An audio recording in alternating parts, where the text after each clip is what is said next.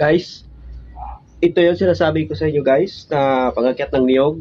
Ito kaya sinasabi ko na safe siya. Kasi meron siyang talim dito guys. Kita niyo guys, oh. May talim. Gawang mulye yan guys. Mulye ito para hindi basa-basa siya bibinding pag mabigatan. Kaya mulye ito ang ginamit ko.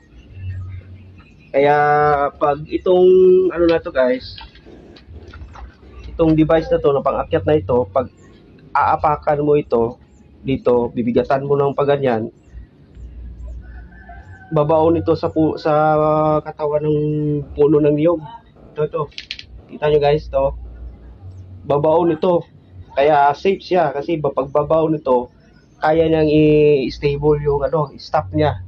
Tapos dito naman guys, nakita niyo to. Meron din ditong talim. Kaya pag diinan ito babaon din ito sa ibabaw, doon sa puno, sa katawan din mismo ng niyog. Babaon ito, kaya yun yung magiging dahilan na magiging stable siya. Pag inaapakan mo dito, stable siya. Talagang kapit na kapit sa puno. Kaya safe siya guys. Ayan, kita nyo guys. Pero hindi pa to finish. Ano lang nito try ko lang nung nakaraan. Kaya sabi ko, goods. Okay. Ayan guys, kita.